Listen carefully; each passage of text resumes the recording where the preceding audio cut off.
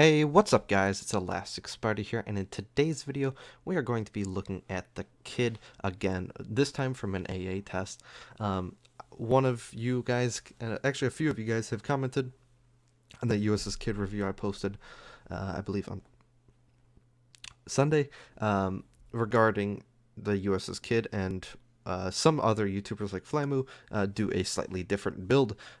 So with that being said, I wanted to test that theory and see which one is actually better. My build, which had manual AA instead of AFT. This is currently Flamu's build, and we're going to test that out right now, and then we'll see which one is better and which one you should do. So without further ado, we are going to put up 3 tie-hos in a training room and see how this goes. The reason I'm using a tie-ho is because a stock Shikaku does get I believe T7 planes, and a lot of the times you want to be assured that when you are going up against T9 aircraft as well as some T8, that you are certainly good enough. And I actually didn't arm these guys, so let's do that. And then now we got these 3 guys. Big race, epicenter, 20 minutes, 12v12, that doesn't matter. Let's get into it.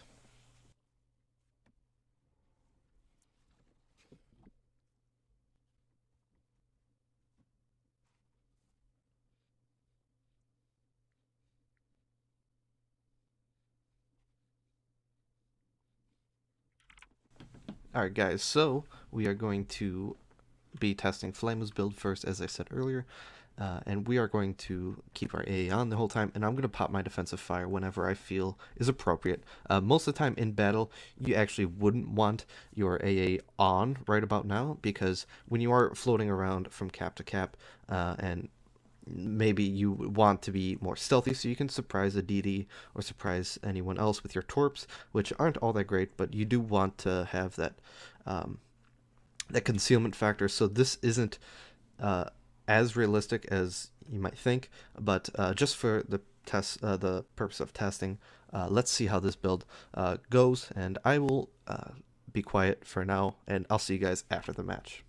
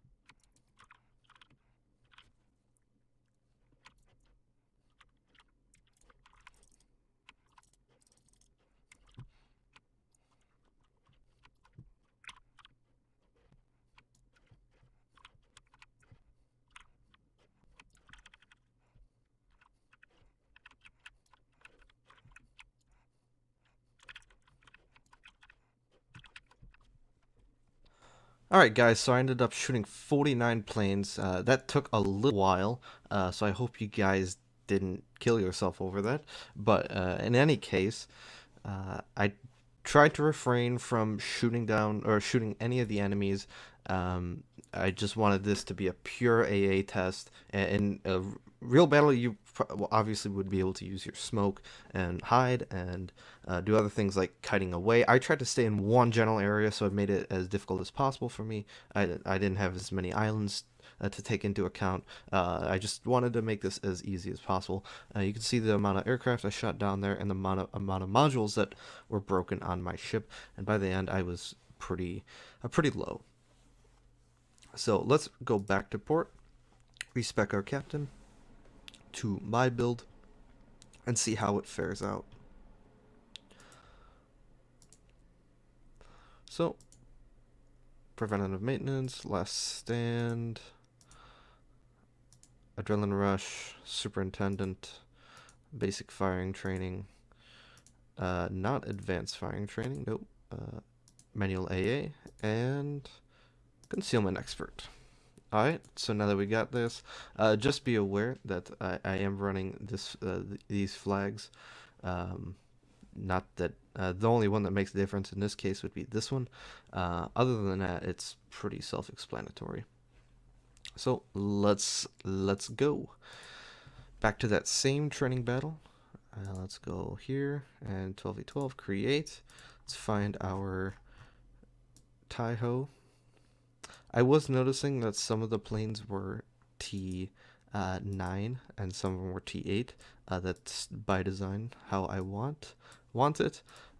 So without further ado, let's get into it.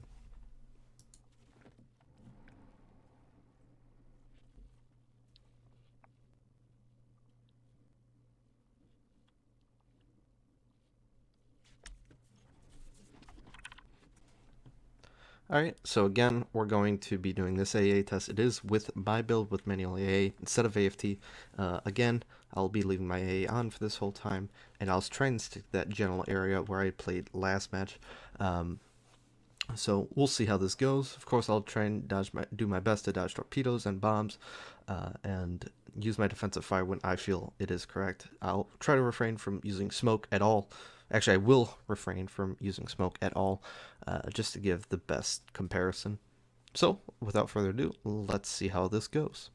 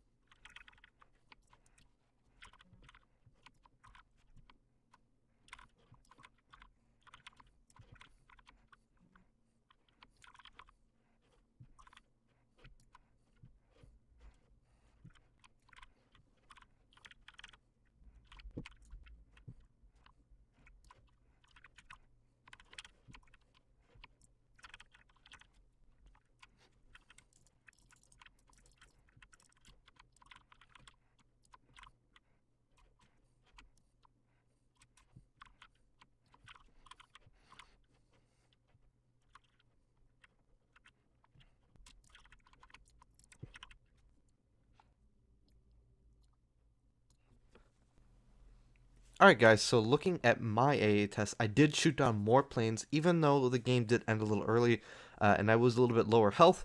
I ended up shooting down more planes, like I said. Now, before we go and make conclusions, I want to discuss the results a bit. First off, obviously I shot down more planes, but that is technically the test here, who shoots down more planes. Now, it is to be said that I did take a torpedo with my build, whereas I took a little bit more bomb hits with the AFT build. So it does make a decent argument for running AFT. The other reason would be, of course, you get extra gun range. I could start engaging those CVs earlier at 14.5 kilometers, and I could also start engaging things like battleships and cruisers and things like that at longer range. So that is a benefit of the AFT perk. In my personal opinion, I like to stick a little bit closer range. I think my ability to dodge shells at 11 kilometers is good enough, so I don't need it. But from a pure AA test point of view, the way that I look at it is that when I'm shooting down planes, I want to be spotted for the least amount of time, and I want to do the most amount of damage to those planes in the shortest amount of time. And the way you do that is with burst damage, and the way you do burst damage is with manual AA and defensive fire in combination. Now, it is to be said that with AFT, you don't get as much of a burst damage. You still get the defensive fire 4 times multiplier, since it is a US destroyer, the 4 times multiplier for the defensive fire. So it does help in that respect in the burst, but manual AA, I think, is better for the burst because you get that 100% or 2 times multiplier with manual AA for those 85 millimeter and up caliber AA guns. So in that respect, it is more dangerous, and in a more realistic situation, you would be sailing away from the planes, and you obviously wouldn't have 3 Taihos, but you would have a lot of planes still, and you would be sailing away. You would use your smoke, keep islands between you, go towards fleet AA, that sort of thing. But again, you're a destroyer at the end of the day. You're not a cruiser. You don't necessarily need that longer range AA. You want that burst damage to shoot down the planes, give them that nice jolt that you don't have to worry about them the next time they come. So whereas if they just come at you one time and you shoot down a few, they're likely to come after you again, because that's taking you out as a destroyer in a carrier is a big win for you and your team. So making sure the carrier doesn't come back is my biggest priority, and that's why I choose manual AA. The other downside to manual AA is you have to manually select the aircraft, otherwise the effect is negligible. It doesn't do anything for those 85 millimeters and above. So that is something you also have to consider. You saw it a little bit there. I was tending to struggle a little bit with selecting those planes, but in a realistic situation, that wouldn't necessarily happen. Either way, guys, I hope you enjoyed the video, and if you did, please leave a like and subscribe. I think, again, for final conclusions, AFT is still not a bad choice, but in terms of the way I play, and I think the way that is most effective, I think manual AA is still a better option for that burst damage and shooting down more planes in general. So again, I hope you enjoyed the video. If you did, leave a like, subscribe, all that good stuff, and have a wonderful day.